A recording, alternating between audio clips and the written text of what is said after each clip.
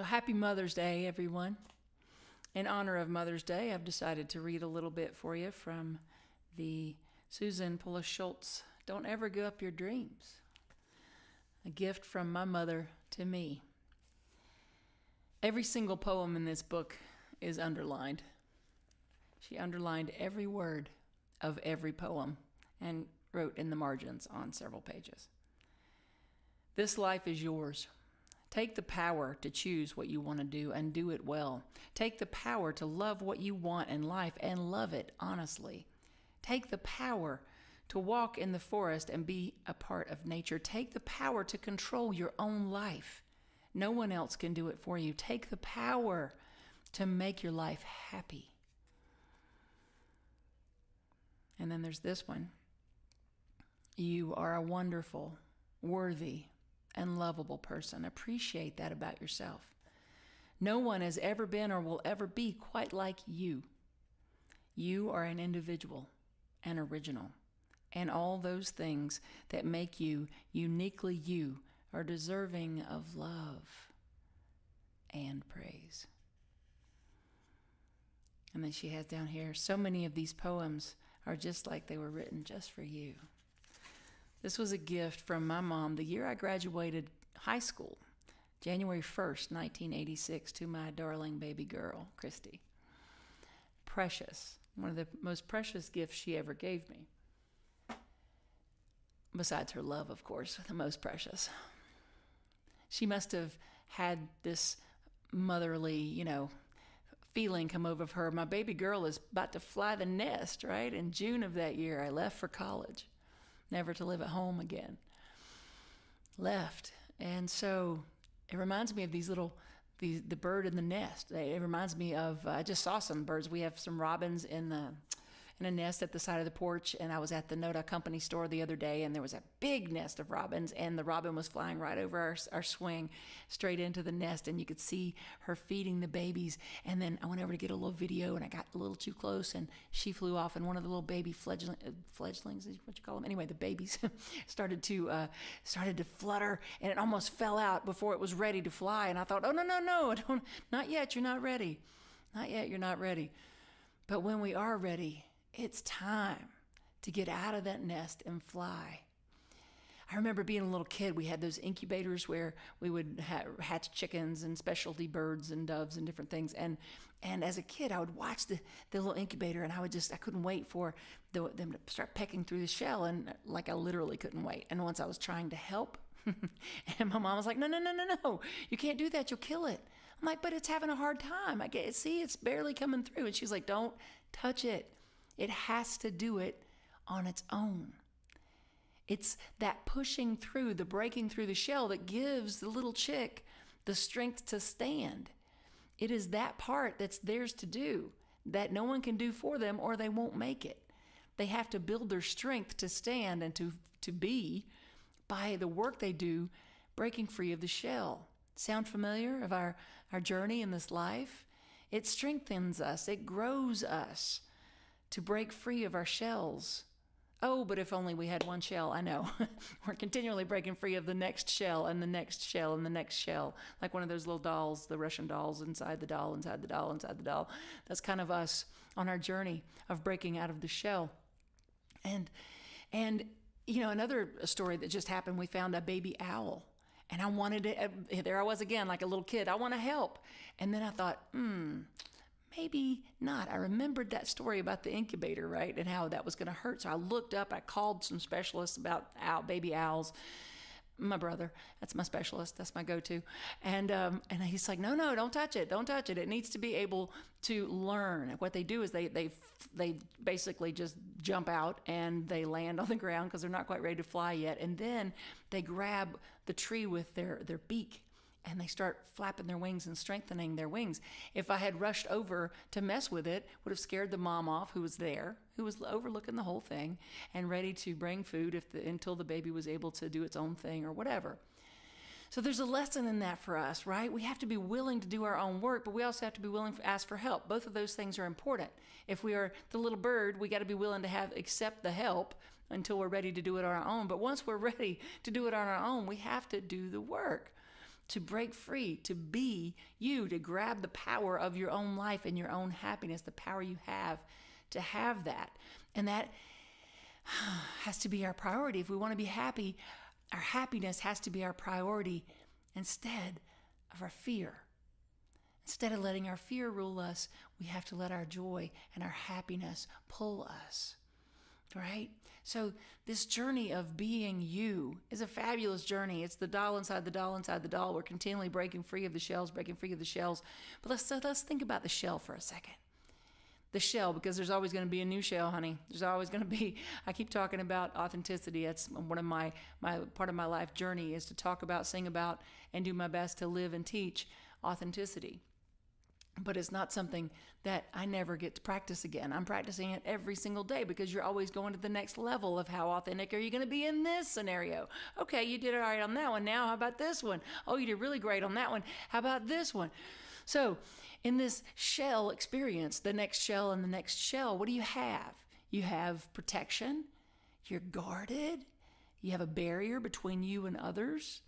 And so at each level of our becoming, at each level, we have these things, and yet we can't grow and expand, which is our nature, if we don't break free of the next shell and the next shell. Of course, you've broken free, or you wouldn't be sitting here with me right now. That's the law of attraction. We are drawn together, like minds pulled together. So I have every confidence that you're here by divine appointment. I'm here by divine appointment. We are here as mirror souls for each other. We are here on this journey, those of us in spiritual community together, and those friends who just dropped by today. There was something here for you today. Otherwise, you wouldn't have stopped scrolling. You would have gone on and done something else with your day. So there's a reason that you're here. There's a reason we're all here. And so when we pay attention to life showing up, knowing that it's showing up for us, ooh, okay, all right, so shell. Reverend Christy's talking about shells. I'm listening. So it's showing up for me, this shell talk, breaking the shell. There's a beautiful India R.E. song about that, Break the Shell. It's fantastic. Anyway, so break the shell. What is the shell? It's comfort. It's predictability. We know what it's like inside the shell. We know where everything's at. We know what it's we know what it's like. It's the conformity to status quo. It's just how things are, and we get it. We know how it is. So how about helping that shell to break a little bit from the inside out by welcoming discomfort? And I talked about that last week a little bit. I don't mean to be miserable in your life. I just mean when things come along that feel like a tight shoe, to recognize it, pay attention, and realize it's growing you. So welcoming discomfort, welcoming unpredictability. What is that? That's being spontaneous, right? Welcoming the unique, perfect individualization that you are. Welcoming being radical. Master Teacher Jesus was radical. Buddha was radical. Be radical. Be radical, which just means really to be you. Everybody else, you've heard the saying, everybody else is taken. Everybody else is busy. Be you. Stop trying to be what others want you to be, what you think you need to be in any situation, that chameleon effect, and just be you. That's why I wanted to start out today just giving a tiny little brief moment for people who don't understand meditation yet to taste it just a little. Because when we can stop and breathe, and lay down our defenses, we're pecking that shell, and we're building the muscles we need to go to the next level, to fully be you at each and every level of your experience in this human experience. So being uncomfortable, I've heard it said that it's not the unknown that we fear, it's releasing the known. So being uncomfortable really is about being willing to release the known. Ooh, right? Being willing to release the known. For some people, that's like, woohoo! It's like a roller coaster ride that they enjoy. For other people, it's like, oh, no. It's a roller coaster ride that they don't enjoy. But being willing to release the known opens you up. I'm sure it was not comfortable for my mother to give birth to 6 children. Wasn't even comfortable for the 6 of us coming out, especially me. I had the umbilical cord wrapped around my throat and almost died. So the birthing process is not comfortable. But we don't want to avoid it, do we? We want to come on out. We want to come on out and give birth to our next level of being. I've been a guitar player for most of my life, and it's just like every single time I hit this plateau, I think, well, that's it. I've learned all there is to know. Well, not really. I've been willing to learn as far as I'm going to go. Let's put it that way. And then I'll hit this plateau, and it just feels like, why bother? And then something will happen, and it will challenge me to learn a new piece of guitar theory, or learn a new chord, or learn a new strumming pattern, or a new something, or maybe a new riff will come in my head, and I'll think, oh, I could dance with that, with some words. And the next thing you know, I'm writing again, or I'm playing again, even more than before. I mean, I play every day, but I'm writing again. And you break free from that plateau. That's breaking through. It's not comfortable. It's frustrating. Man, it's frustrating when you're a guitar player and you're like, oh, I wish my fingers would do what I'm hearing. I wish I could figure out what I'm hearing. Sometimes I'm like, where are you? I hear you, but I don't know where you are. And I'm trying to find it. It's uncomfortable. But if I didn't welcome it, then I wouldn't have a new song to share with you today. So welcoming that discomfort, the in-between. We had a place that served us very well called Magnolia Woods for our first couple of years as a spiritual community. Then COVID hit. We dutifully paid our rent all the way through. I handed the lease in the last Sunday we were able to meet in person. Can you believe that? And we honored that. We paid our rent religiously all the way through to the end of December. But we had already formed a search committee before COVID even happened, and we were looking for a new space. So we definitely did not renew our lease with Magnolia Woods after December, when we still couldn't meet in person. So we are continuing that search. But that's another in-between, right? It's welcoming the uncomfortable. I'm so proud of this community, because that's the space that a lot of people will be like, oh, I'm going to hold back. I'm going to hold back, see how this turns out. It's going to turn out amazing. It always does. Ever since the inception of this community, every single step has been like, can you believe it? Yes, I can. It's amazing. So that's how it turns out. Go ahead, spoiler alert. Turns out amazing. It continues to be amazing. But in the in-between place, it could be uncomfortable, right? There's no church office. There's no space for holding classes or anything just yet, but there will be. We're still waiting for folks to get vaccinated and for the conditions to continue to improve and improve and improve, so we're fine. And the right place is making its way to us as we speak. See how much more comfortable that feels, though, during the discomfort, when you trust and you have faith that this too is good, this too is God, and it's bringing us to an even better experience. So I'm just like, woohoo, go ahead. Show off, universe, show off. I'm watching. Show off as me, show off as them, show off as us. Show off. I'm waiting, and I'm willing, and I'm expecting. So being our authentic self is another space that can feel uncomfortable. When you've grown to be a certain way with family, friends, job, and then all of a sudden you start to be a little different. You start to speak your truth a little more, whatever the case may be. It can feel uncomfortable. That's what I'm talking about when I say welcome the uncomfortable, willing to learn something new. And then how about the unpredictable? That's being spontaneous. Being spontaneous gives the room for the universe to wow you. It gives the universe room to move, gives God room to move and to wow you. When you're out of your comfort zone, out of your routine, then you're open to miracles. You're open to amazing things happening. But we have to stop trying to figure out what others want us to be. Stop trying to figure out all the pitfalls that might be, all the things that could go wrong, and start living in the amazing. And being spontaneous, trusting that if I do something in a certain way that's out of my norm, out of my routine, it's opening me up for amazing miracles, not putting me in jeopardy. No, I'm flowing freely with the universe. Life is good. Go ahead, universe, show up and show off as me, as my life, as my spiritual community. I'm expecting it, continually expecting it. How about welcoming the unique amazingness that you are?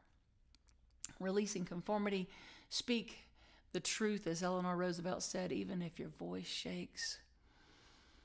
So how many people are actually reading the newsletter that we send out every week? I say we, meaning my wife, Angie. I invite you to sign up for that newsletter and to open it. It is a work of art. It is amazing. It inspires me every single week. There's something for the kids in there. There's always a video for the kids. So parents, check that out. there's always a video for us adults, even though we can learn from the kids. This past week, I absolutely loved, or it's the week before. I've been listening to it a lot, so maybe it was the week before. But anyway, recently, she shared a video by a woman named Carolyn Mchugh, who has a fabulous Scottish accent that I love. But anyway, this is a quote from Carolyn Mchugh. Most of us don't take up the space the universe intended for us. We just take up the wee space around our toes. Most of us are not even taking up the space the universe intended for us. Be you. I hear that Amy Steinberg song in my head. Be you, be a radical. Yes, be you. I'll get to being radical in a second, but be you. Take up the room. Take up that space. Not meaning in a narcissistic way, but in a, I'm expecting amazing things everywhere I go. One of our prayer team members, Goddess, loved that every time you ask Goddess how she's doing, she's like, amazing, as always.